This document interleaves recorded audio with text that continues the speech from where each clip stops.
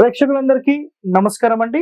ఈరోజు మన ఛానల్లో చాలా మంది ఒక ప్రశ్న ఏముందంటే, అంటే ఈ కాలం ఎట్లా అయిపోయింది అంటే, కలికాలంలో నిజంగా ఇండ్లన్నీ చిన్నగైపోయినాయి. అంటే ఇండ్లు చిన్నగవ్వడము అంటే, కాస్ట్ అనేది చాలా టూ మచ్‌గా పెరిగిపోయి, చాలా మంది ఇల్లు కొనలేని పరిస్థితుల్లో 50 గజాల ఇల్లు, 60 గజాల ఇల్లు, 70 గజాలు, 100, 150 అంటే చాలా చిన్న చిన్న బిట్స్ అయిపోయినాయి.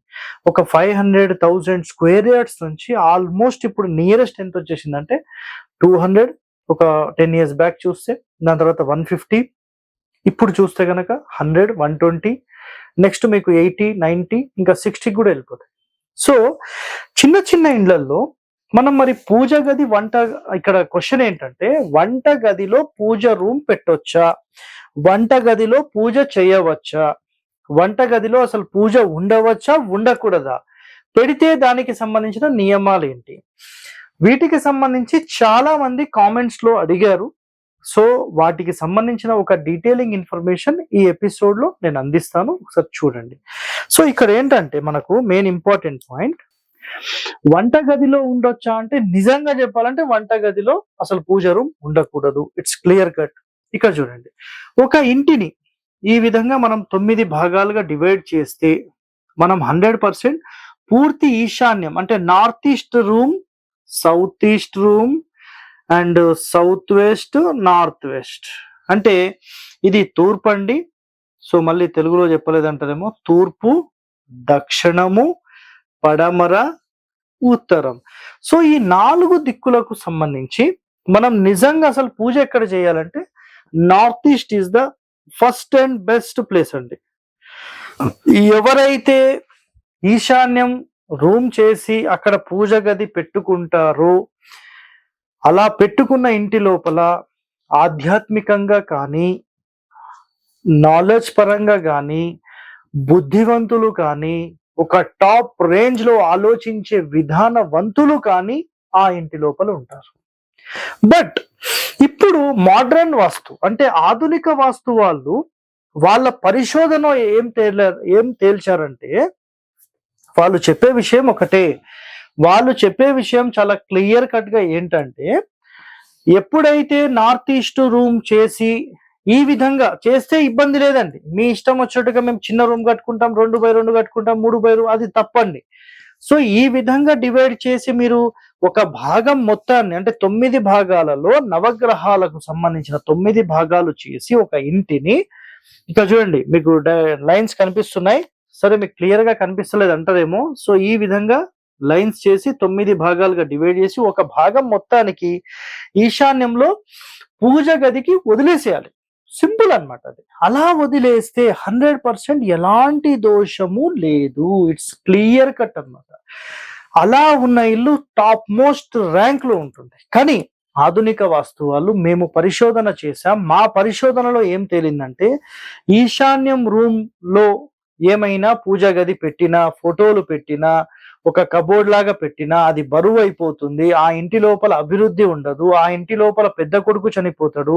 ఆ ఇంటి లోపల ప్రధాన యజమాని ఉండకపోవచ్చు, అతను చనిపోవచ్చు, అతనికి అభివృద్ధి ఉండదు, మొత్తం వంశమే నాశనం అవుతుంది, అసలు పుత్ర సంతానమే ఉండదు. ఒకవేళ పుత్రుడు ఉంటే మొదటి పుత్రుడు చనిపోతాడు, రెండవ పుత్రుడు మాత్రమే ఉంటాడు. ఇలాంటి మాటలతో టోటల్ ఏపీ, తెలంగాణ, కర్ణాటక ప్రజలందరినీ నాశనం పట్టించేశారు. ఇది క్లియర్ కట్ గా ఎంతో మంది వీడియోస్ లో మీరు నిజంగా చూడొచ్చండి. 100% అది ఒక తప్పండి. శాస్త్రాల్లో చెప్పిన వివరణ ఒకటేనండి, పూజ గది ఎక్కడ ఉండాలంటే 100% ఈశాన్యంలోనే ఉండాలి. వేరే క్వశ్చన్సే లేవండి. ఓకేనా?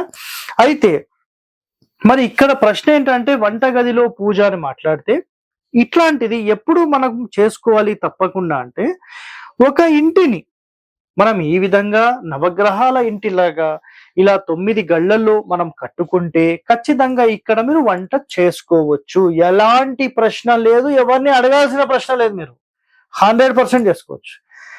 బట్ ఎప్పుడైతే మా గృహం కొంచెం సన్నగా ఉంటుంది సార్, సో ఈ విధంగా మేము ఒక 2 రూమ్స్ మాత్రమే కట్టుకుంటాము, లేదంటే ఇక్కడ పెద్దగా చేశాను నేను, ఇలా కాకుండా ఇలా మేము చేసుకున్నాం సార్, సో ఇదొక బెడ్రూమ్ చేసుకున్నాం, ఇదొక హాల్ చేసుకున్నాం, ఇక్కడ వంటగది చేసుకున్నాం సార్, ఇట్లా అనుకుంటే ఇది ఓపెనింగ్ అనుకుందాం.